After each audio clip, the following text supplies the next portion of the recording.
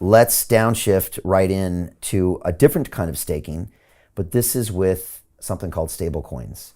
Maybe you could even explain to people, what is a stable coin and how is that staking differently than, say, staking Polkadot? Yeah, it's a really good question. And I think, Brian, like the most important lesson that I've learned, thanks to people who are way more intelligent and experienced than I am, is, this whole concept of buying low, selling high, taking profits, and all that, it's a great tagline. It's a great phrase to remember, but it's very difficult to execute, right? It's just like eat 17 veggies every day or 8 veggies. Easy to write, very difficult to apply, right? Sure. So, but one thing that I've learned that helps me a little bit more than that is, what is the ratio you need between stable coins and crypto assets? And because we're in such a volatile market, right? And you can't put everything on the line either, right? You need to have a ratio depending on your risk appetite. For me, it's kind of like this. There are 2 ways of doing this. The first way is me in a bear market.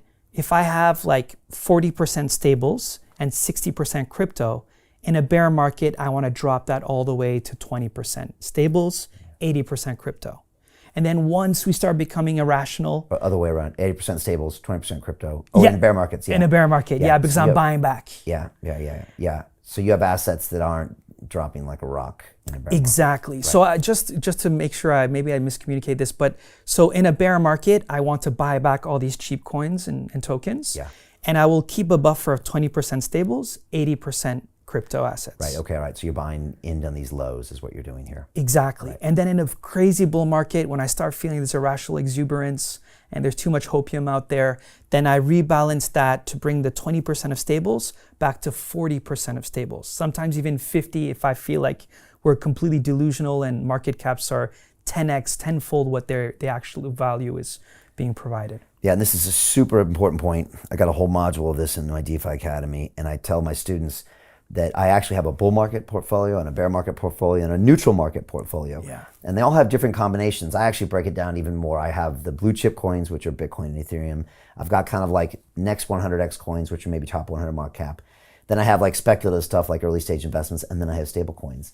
And I try to force them into getting comfortable with moving chunks of their portfolio in stable coins. Most crypto buyers aren't comfortable with that, right? They're hodlers, they've always bought and just they wait.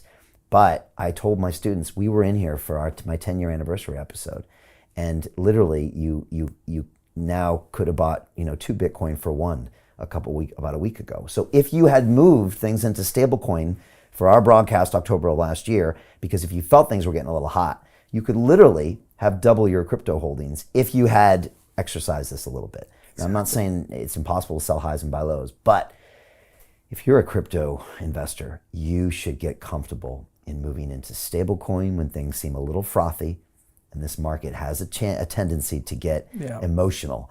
And then when things seem to be super low, and in these trends that it's going to go higher, you should be comfortable moving things from that stablecoin in there.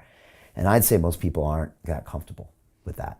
Even that concept, I don't think most people have, do they? It's really hard. It's really hard. And even the whole concept of, going from 20% stables to 40, which is my comfort zone. Maybe some people may be more aggressive, 10 to 30, or they may be more conservative. Maybe they feel comfortable with 50 in stables and then 70 and at the end of a bull market or during that bull market.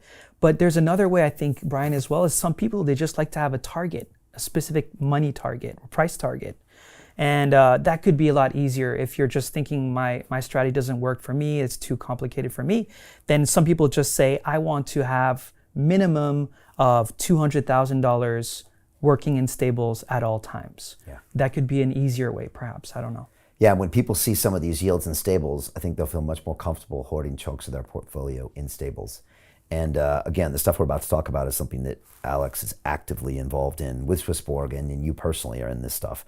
And I would just say to everybody, get comfortable owning stable coins and just get comfortable moving things from your layer ones and your other blue chips into stable. See if you can do that. See if you can move 10% of your portfolio in there and be okay. And then see the risks and the rewards, which we're going to show today. So it's a good way to look at your portfolio. And let's jump into this, man. Let's talk about this. I mean, do we need to define what that stable coin is? Yes, Let's do that's that. what I was going to think, Brian. So the stablecoin we're talking about today is UST. It's a decentralized algorithmic stablecoin on the Terra protocol, which runs with a token called Luna. And the reason why we're choosing this single stablecoin staking mechanism is because number one, Brian, it's been running for a year.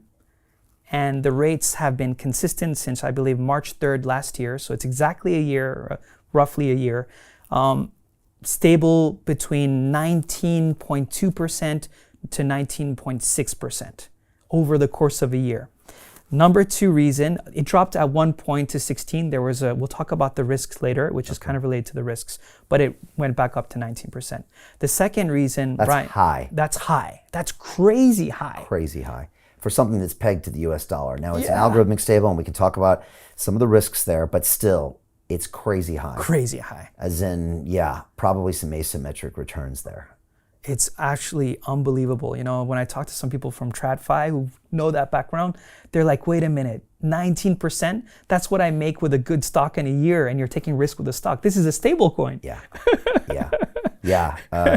And I know you've been really close on UST.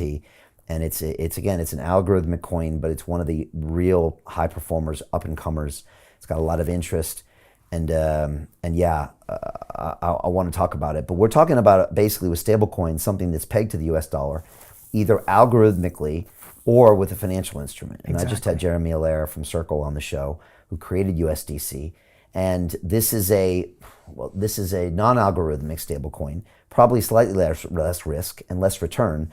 And when they mint $1 worth of USDC, they go buy $1 worth of US Treasury bonds, and then they have it audited, and that's USDC. But this is UST. And so we're talking about a slightly different risk profile and a slightly higher reward profile. Exactly. But they're both stable coins that are ideally pegged to the US dollar. As long as something doesn't break, and there are risks here, which I guess we'll talk about stablecoins taking risks before we go into the UST. But there are risks, even with Jeremy Allaire, and he's a super smart guy that's been involved in Web 2.0 in a big way, Web 3.0 in a big way. He's holding US Treasuries.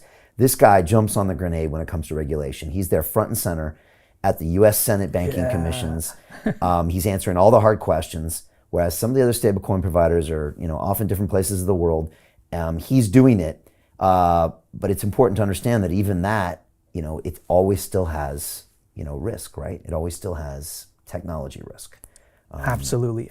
And on top of, providing that track record, which is critical, right, for trust. Another point that's really interesting, Brian, is now they have $13 billion in TVL. And if you follow all the biggest wallets on chain, right, like the Alameda researches from FTX and all, a lot of the big players are also using Anchor Protocol. So this particular stablecoin staking method. So it has big players, has lots of TVL, lots of liquidity, plus it has a track record.